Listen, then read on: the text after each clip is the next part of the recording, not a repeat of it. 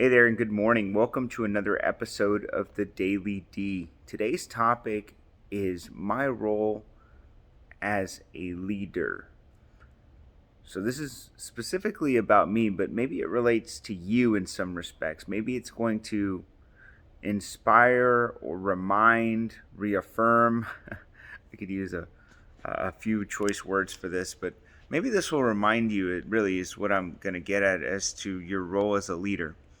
Now, everyone in here or watching this video is a leader in some way, shape, or form. And I know that because you probably lead a family, lead a business, lead something in maybe your church or a community. You're a leader. And maybe you're not completely aware of that yet, but you are. And maybe you're aspiring to be more of a leader.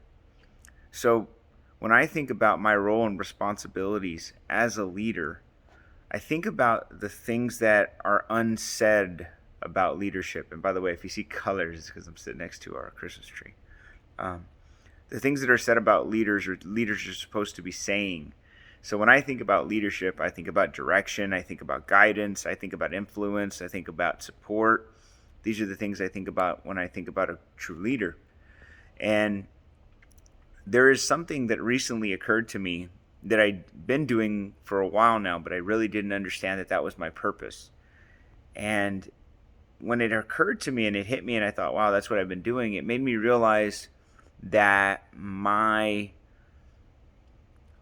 commitment to those that I lead is stronger than just that of we'll call it a business. Because usually when I think about my leadership, I usually think about my business, I think about work. But I think that a true leader takes his responsibilities or her responsibilities further than just business. And so what I've been doing over the last few years is really bringing home real life scenarios and ongoings in the world to those that I lead, and trying to break down what's really important about those things. Now, I think let me give you an example. Like, for an example, we have just recently gone through a very tough election period where many people may be divided due to who won, who didn't. We've also gone through some really tough times in health, through a pandemic, which is still not over, and neither is the political, we'll call it the political climate. But throughout these challenging times, all I've really aspired to do is to keep my team engaged in staying positive and seeing both sides and understanding what it is that is really happening. And I've done that through words, right? Through actions, sharing my thoughts and opinions, but not necessarily opinions that I want somebody to take a side, let's say a political side, or let's say a side on how you feel about this pandemic that we just went through or are going through. I'm not trying to have anybody as a leader. I'm not trying to tell people how to think.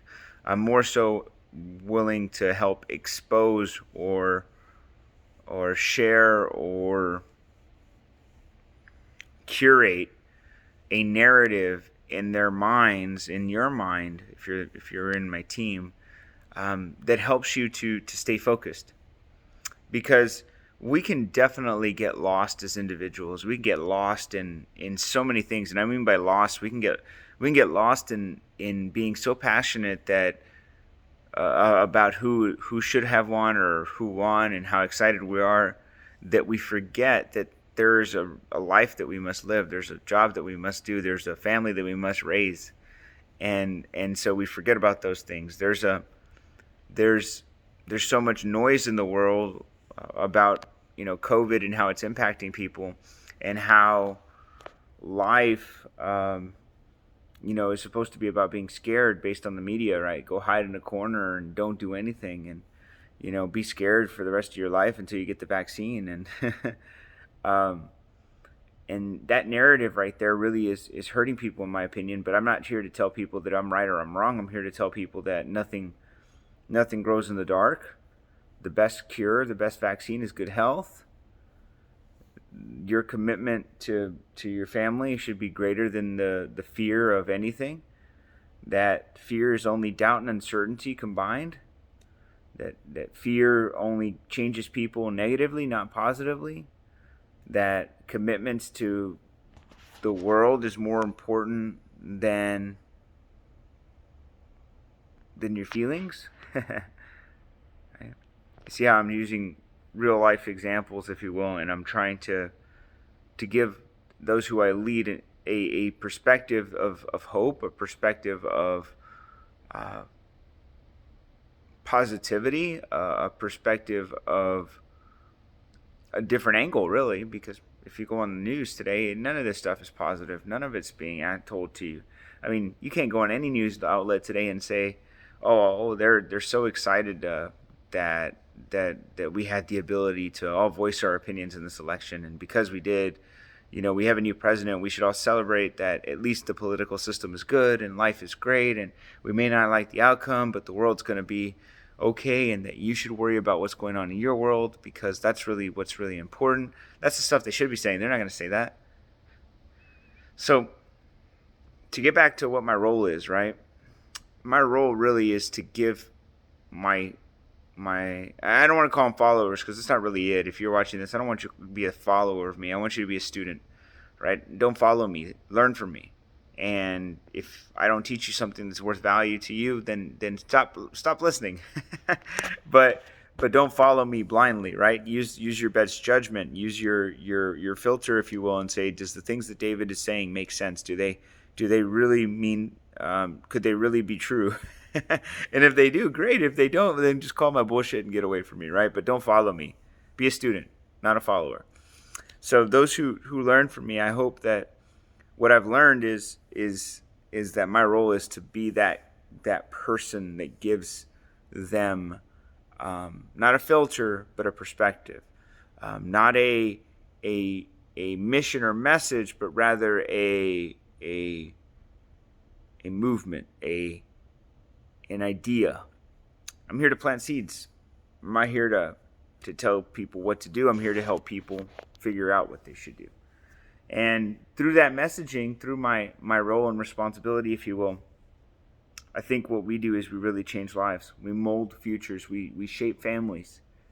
Leaders, to be clear, leaders are placed on this earth to help people. And you're a leader. And if you like the messaging that I share your own. Be passionate about helping others, and I promise the inspiration to speak, the inspiration to codify a message, the inspiration to share your thoughts and opinions without fear will come. And let me harp on that real quick. You see, I believe we're living in a world today where you really can't share your opinion. That only an opinion of what we'll call the majority is right, the minority is wrong.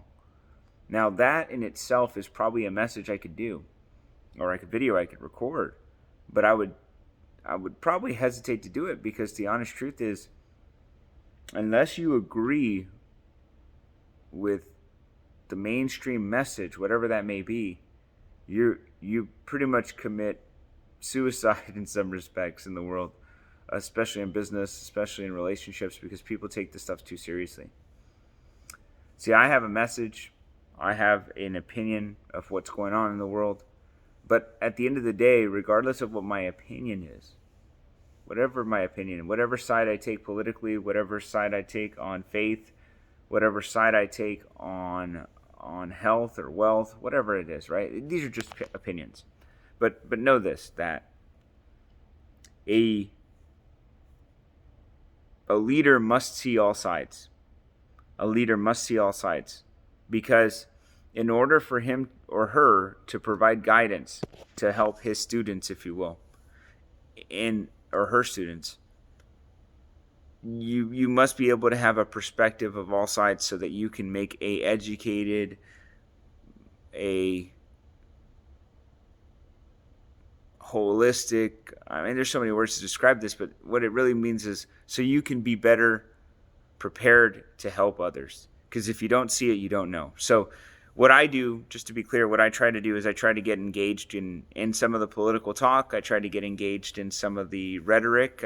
And I say that because I don't like the media. I don't like the news. I don't like watching any of that stuff. It really is a negative. It brings negativity into your world. But by consuming those things, what it does is it gives me the opportunity to see different angles, perspectives, and then what I use that for is for my talks.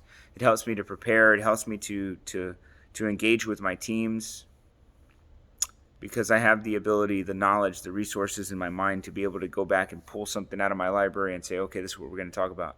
Oh, this is what this means. Oh, you shouldn't. I mean, these are the things that I do. So if you're thinking that you're using media to don't let the media, don't let the world use you. Use it. Use it as a resource.